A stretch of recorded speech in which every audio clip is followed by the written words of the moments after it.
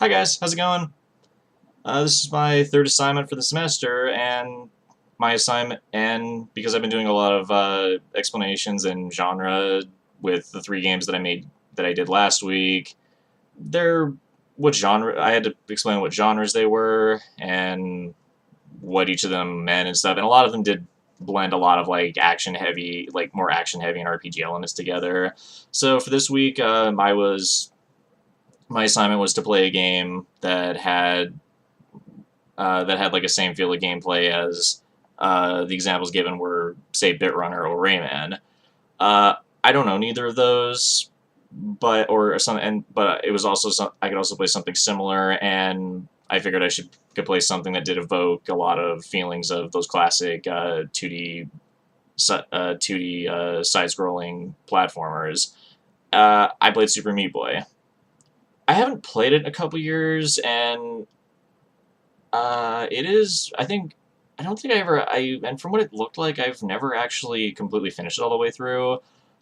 That being said, though, playing it today, and it was probably because of the difficulty, because that's something that the game is rather infamous for, is its high level of difficulty. But and it is kind of ironic too, given that you can actually play as the main character from Bitrunner. You can unlock him anyway in Super Meat Boy. Now, my assignment is for this week is to basically just compare and contrast that with, well, the three games that I listed off last week. Where the obvious difference is probably in that, well, those are RPGs. This is a platformer. Now, where it is kind of similar though to them is, and actually, I'm getting ahead of myself. I'll start with I'll keep starting with another difference. The other big difference is that Super Meat Boy is nowhere near as story intensive as Mass Effect 2, Dust, or Paper Mario is. It's a very simple story that again goes back to the days of yore, so to speak. I say days of yore when I basically just mean the 80s, which really wasn't that long ago. Where the main objective was to rescue a woman that's very important to the main character's life from a villain. In this case, it's Meat Boy trying to rescue his girlfriend, who's made of band-aids, from a doctor who is essentially a fetus in a jar that's in a little suit that's running around. In retrospect, now that I say that out loud, that game is really weird. Uh, but it's just interesting that now the game is very fun. Don't get me wrong. It's hard. It's really hard, but it's still a very fun game to play. It's also simple in terms of and where I think a lot of that comes from is just how simplistic it is in its gameplay. There's no power-ups really at all in the game. It's mostly just you and the player's own skill against going through all these levels that you can hop up walls, like run across things, get jump, slide down walls, and just kind of basically just bound all over the place. But it's just the player's skill and the ability and the very limited abilities the Meat Boy has, and that's what I find interesting about it, is that there's so much you can do in the game, while at the same time being able to, just being able to really get through the level in any way you choose. I mean, there is a very set path, but there's different ways you can move around obstacles and just not die, which you probably will a lot because everything in that game kills you with one hit. And that's probably another difference too. You have hit points. You have hit points in the other games, whereas in this you don't. Which again goes back to the old platformer days.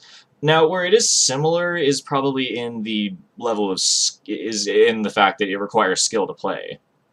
Like you can't just with these past games, you have to master different levels of using what you have, and in that case, it's similar to Super Meat Boy is very similar to Mass Effect 2, Paper Mario, and Dust, where you really have to just master the skills that you're given in order to be able to progress through. And I guess the other obvious similarity too is that it's a 2D side-scrolling type of game, similar to Paper Mario and Dust Star. The only difference is those are RPGs. This is just a straight up platformer. All right. Now, what honestly makes me like why I or others would probably want to play games like that. I'll start with the RPG focused ones. I write. I'm a writer. I enjoy storytelling. I can appreciate, like, as I mentioned before, I think I mentioned this before in the last vlog. I can't remember that I can forgive a game if it has like kind of subpar gameplay. I'll forgive it as long as the story is really good. Like, if it tells a really good story, I can let a lot of things go. I have quite a few games that I really love that probably have, like, not as stellar gameplay, but they tell a good story, so I can at least forgive them for that. That's primarily why I play them. Like, gameplay is an important element of a game as well for me. Like, I don't just want to be watching a movie. Like, if I wanted to watch a movie, I'd be watching a movie the whole time. I mean, there needs to be, like, an input, like, a player interaction, because otherwise, why bother?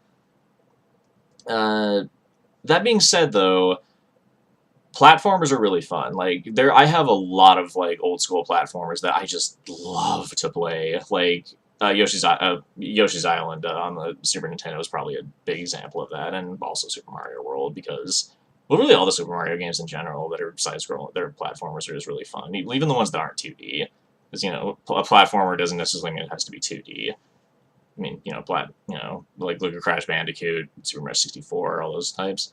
So that's, I think, just because they're just fun and engaging to play. Like, that idea of, like, and going back to the thing with, and going back to Meat Boy, there's just this idea of, like, there's a sense of, like, accomplishment with trying to get through certain types of those games.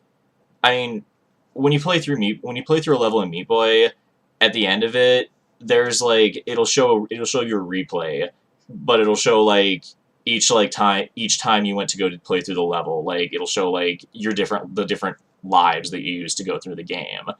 Like, so it's just the thing of, like, so at any given time there could be, like, up to, like, maybe, like, you could just see, like, your past, like, 20 or so attempts of trying to get through this one level, and it's basically just a barrage of just the run that you use to complete the level, and just tons and tons of, like, just this crowd avalanche of Meat Boys just getting killed by everything on your way there. And there's also target things, like, get to the goal in 8 seconds, things like that. All sorts of, like, just time attack goals to get to the end of the level. So, and there are times where, like, that sense of encouragement makes you want to be able to get to, like, to do better. And I think that's why people play platformers, is for the sense of accomplishment that, like, that really hard section of that level, I beat that. And I beat it in the time that the game set for me. I beat it in under that. So I think that's primarily why I play platformers, because they're both fun, and it's just a sense of accomplishment when you navigate all these tricky obstacles to just finally get to the goal and continue on. That's primarily why I play platformers, and I think probably why a lot of other people do too. Alright, now, the cognitive flow part of this, there's a set of goals and rules that are established in Meat Boy, which is get through here, get to the end of the goal at each level, and the main rule is you can go through it how you choose, navigate past all these things if you can. The main rule being that if it hits you, you die, and you have to start over. Pretty simple. Goals with player capabilities. Well, it's your own skill. I mean, it is kind of Twitch based a little bit. Like, you kind of have to, like, have, like, a pretty good amount of reaction time to be able to get through some of these levels, because some of the levels later in the game are just punishingly difficult. Where, like, if you're not just spot on, you're dead and beginning of the level. So it establishes that very well. Let's see. Feedback. Well, as I mentioned earlier, the cavalcade of Meat Boys going through, that's a definite feedback system where, like, hey, you can get through it. Hey, this is how long it took you. This is how many tries it took you to get through this level, as well as the checkpoints and the time attack you have to get through. So it's a pretty good system of feedback. No distractions.